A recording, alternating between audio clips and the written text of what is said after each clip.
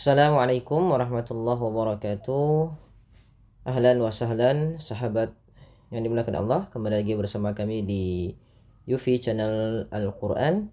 Kali ini kita akan lanjutkan lagi belajar mengaji surah Al-Baqarah ayat 146 dan 147. Baik, kita akan mulai baca dengan isti'adzah, kemudian ayatnya, baru kita uraikan hukum tajwid yang ada pada ayat ini. Mudah-mudahan nanti membantu teman-teman sekalian. أعوذ بالله من الشيطان الرجيم الذين آتيناهم الكتاب يعرفونه كما يعرفون أبناءهم وإن فريقا منهم ليكتمون الحق وهم يعلمون الحق من ربك فلا تكونن من الممترين.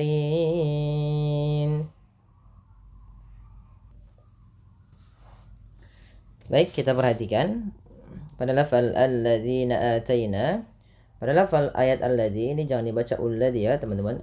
Ada huruf alif di awal kalimat bertemu dengan alif lam di sini. Ini biasanya dibaca dengan fathah. Tidak, ini bukan tanda harokat ya, tapi dia merupakan hamzatul wasal. Yang dimana kalau hamzatul wasal di awal bacaan dibaca dengan a. Kemudian pada lafal zina ada mad tabi'i, dan hati-hati dalam melafalkan huruf zalnya, jangan terubah menjadi huruf zai ya. Ini seringkali kita ulangi.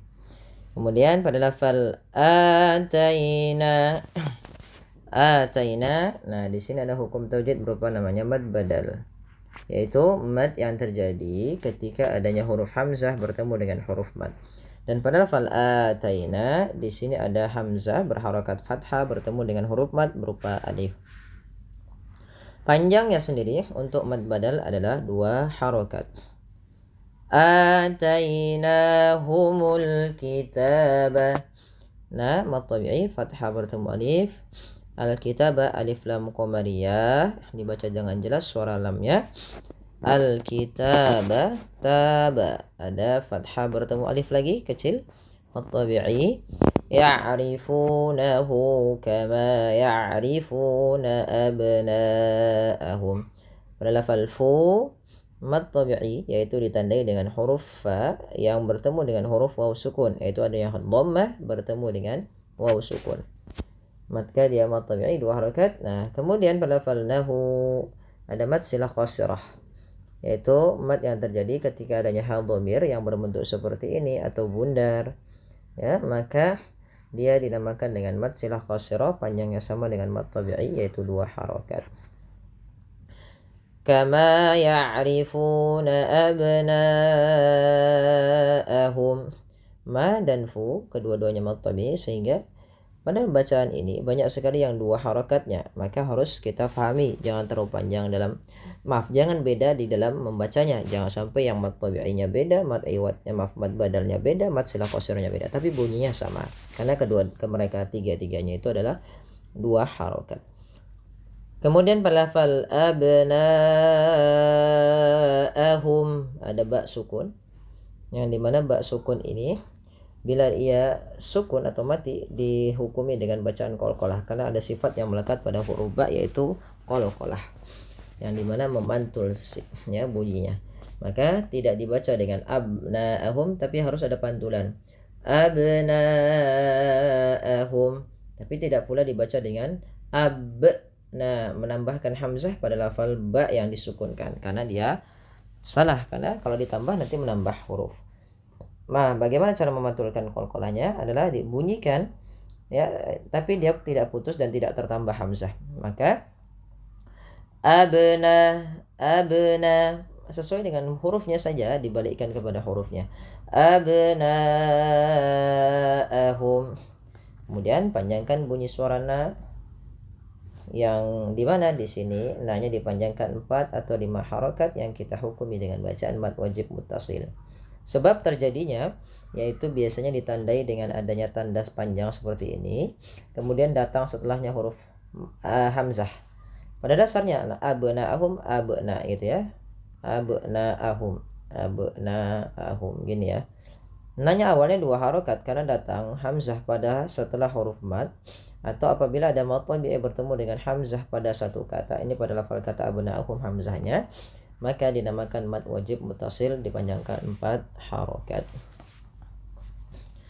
Kemudian pada lafal wa inna fariqam minhum, wa inna, tahan bunyi suara nun yang berharokat tasydid karena ia dikategorikan bacaan gunnah. Beberapa di antara kita kadang terlupa di dalam membaca gunnah, tidak menahan bunyinya. Ya, wa inna. Terkadang hanya sekadar wa inna fariqam minhum. Nah, ini kurang tepat. Kemudian balafal fariqam minhum, ada tanwin bertemu dengan huruf mim. Fathatain bertemu dengan mim, yaitu bacaan idgham bi gunnah. Apabila terjadinya ada nun sukun atau tanwin bertemu dengan 4 huruf, baik itu fathatain, kasratain, dhammatain bertemu dengan ya, waw, mim, nun, terkumpul pada lafal kata yanmu.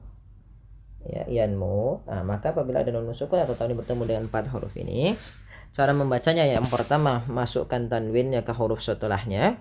Kalau huruf setelahnya mim, maka masukkan tanwinnya bunyi nunnya mengganti dengan bunyi mim. Kalau dia masuk ke waw berarti ganti dengan huruf waw, karena di sini masuknya kepada huruf mim, maka langsung dibaca masuk ke huruf mim, yaitu wa inna fariqam minhum, tidak lagi fariqan minhum, karena dia dihukumi dengan idgham, artinya memasukkan bi gunnah disertai dengan penahanan. Nah, bukan hanya sekedar masuk kepada huruf mimnya tapi tahan, fariqam minhum. Nah, seperti itu. Kemudian pada lafal minhum, minhum sendiri ada bacaan, yaitu nun mat yang bertemu ha dibaca dengan jelas. Ya, yang ini kita kenal dengan istilah yaitu izhar halqi. Izhar artinya jelas, halqi berarti hurufnya yang dikeluarkan dari tenggorokan, yaitu karena ha termasuk huruf tenggorokan dan sebelumnya nun, maka suara nunnya harus jelas tanpa ditahan, tanpa ada penahanan. Misalkan seperti ini, wa inna fariqam minhum. Nah, ini kurang pas. Kenapa? Karena dia menahan huruf min, padahal tidak boleh ditahan, tapi minhum langsung saja. Kemudian la yaktumunal haqqa, la yaktumuna, kaf sukun itu punya 2 sifat. Yang pertama yang paling menonjol sifat hamas dan sifat syiddahnya. Syiddah itu tertahannya suara, hamas itu mengalirnya nafas. Maka layak ak ya, langsung ya, layak tumunal haqqa wa hum ya'lamun. Lafal al-haqqa ada bacaan, itu hurufnya kita kenal dengan alif lam qamariyah, yang dimana dengan jelas suara lamnya karena bertemu dengan huruf ha. Wahum ya'lamun, ada mim mat yang bertemu ya. Di sini pada dasarnya ada hukum tajwid berupa izhar syafawi, dibaca dengan jelas mimnya. Kemudian lafal ya'lamun, mun, panjangkan ya 2 harokat, 4 atau 6 harokat, yang dimana kita boleh memilih karena di sini ada namanya mad arid lisukun. Mad yang terjadi karena adanya sukun arid, yang disebabkan lisukun arid, lisukun maksudnya mad yang terjadi karena ada sukun arid. Contoh sukun arid itu gini, ya awalnya ya alamuna. Sukun arid adalah nun yang disukunkan di akhir bacaan ketika waqaf, namanya sukun arid. Nah, apabila ada sukun arid didahului dengan huruf mad berupa waw di sini, atau huruf-huruf yang didahului dengan huruf mad lah, baik alif, waw atau ya, maka dibaca dengan mad arid lisukun. Kita boleh memilih, tapi kita ambil yang tengah-tengah saja, yaitu yang dibaca dengan 2, 4 atau 6 harokat. Baik, lanjut kepada ayat selanjutnya. Al-haqqu mir rabbik.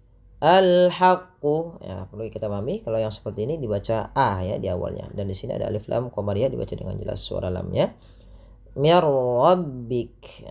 Ini ada nun sukun bertemu dengan ra, yaitu cara membaca masukkan bunyi nunnya. Tadi tidak dibaca lagi min rabbik, tapi dibaca dengan mir rabbik dengan memasukkan bunyi nun kepada huruf ra, dan kita kenal dengan istilah idgham bila gunnah. Dan di sini juga idgham kamil, nunnya hilang secara utuh karena langsung ke huruf ra, dan ra dibaca dengan tebal.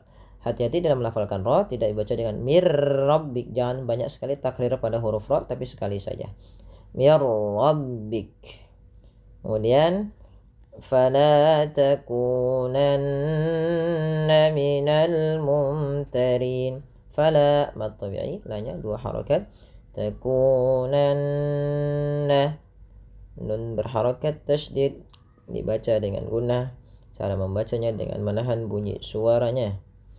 Fala takunanna, ditahan. Kemudian minal mumtarin, alif lam qamariyah jelas. Fala takunanna minal mumtarin. Pada lafadhin ini sama hukumnya dengan ya'lamun, yaitu ada mad alif disukun. Kita boleh pilih memanjangkannya dengan 2 harakat kah, 4 harakat ataupun 6 harakat. Tapi asalnya kita ngambil yang tengah-tengah saja, yaitu yang 4 harakat. Kita coba ulang ayatnya dari al-haqqu mir rabbik sampai mumtarin. Al-haqqu mir rabbika fala takunanna minal mumtarin. Ya, shadaqallahul azim. Mudah-mudahan bermanfaat bagi ikhwat fillah rahimani wa rahimakumullah sekalian. Mohon dukungannya untuk like, share, dan subscribe agar semua orang bisa lebih mendapatkan kebermanfaatan daripada pembelajaran kali ini. Demikian, kurang lebihnya mohon maaf. Wabillahi taufiq. Wassalamualaikum warahmatullahi wabarakatuh.